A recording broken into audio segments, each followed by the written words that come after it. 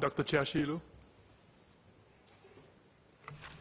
Mr. Deputy, sir, Mr. Deputy Speaker, sir, sorry. The two main proposals introduced in this bill are both timely and necessary for the transformation of our cleaning industry. With the implementation of the District Pneumatic Waste Conveyance Systems, DPWCS, and more importantly, compulsory annual bonuses to our Singaporean and permanent resident cleaners, we can look forward to a more productive and a more supportive work environment for our cleaners.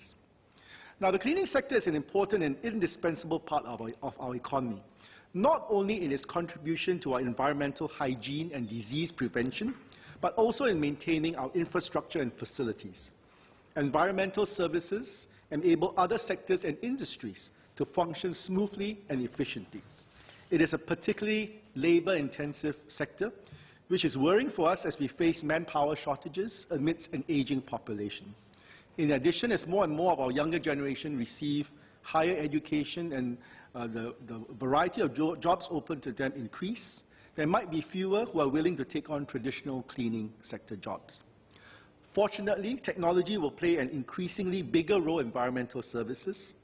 Automation will help to boost productivity and take over an increasing number of the less pleasant chores. The PWCS is a case in point. It does away with manual refuse haulage altogether, an essential but laborious, repetitive and unpleasant task, and substantially reduce the disamenities such as foul odors and pests. The PWCS is thus a game changer for refuse collection.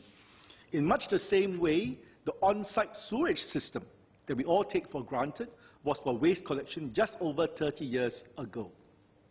However, just as we need to continue to educate and remind our residents that nothing except human waste and toilet paper should be flushed down the toilet, I think we will also have to teach residents what should or should not be thrown into refuse hoppers.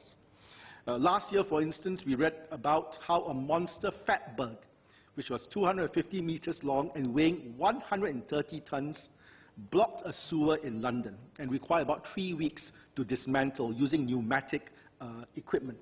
Now, for those of you who may not be aware, fat bugs are formed by things which should not be thrown into toilets, like plasters, sanitary towels, tights, nappies, condoms. All of these things that we've always been told not to do, it can lead to things like this. This public education exercise has to be held in conjunction with recycling initiatives and also the provision of conveniently located disposal areas for bulky items. And here we need all residents' civic cooperation to prevent blockages and keep the pneumatic waste system functioning smoothly. I'm also happy to support the payments of mandatory progressive wage model bonuses to all our cleaners, whether they are hired directly by organizations or work at contracting companies.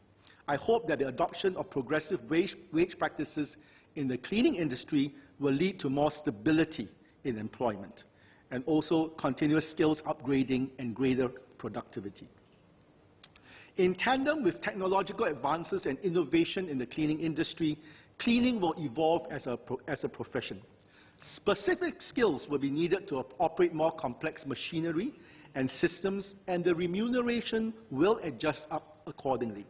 For example, in the future, autonomous vehicles will be used to clean buildings and streets, and our cleaners' jobs will then be running these fleets of cleaning bots, which require very different skill sets. Mr. Deputy Speaker, in Mandarin, please. 我呼吁政府实施和执行更严格的措施，以保护我们清洁工人。他们在工作的过程中面临许多带有风险状况和危险物质，包括他们必须使用的化学物质、实行危害物件和微生物，如病菌、细菌和霉菌。雇主和承建商必须负起责任，采取防范的措施，确保清洁工人的健康和安全。我们也必须监测他们的工作量和时间表，以防止剥削。通过改善我们清洁工人的待遇和工作条件，公司才能留住和吸引有经验和资格更好的员工。而授予，因为这些工人能提高生产率，并为客户提供优质的服务。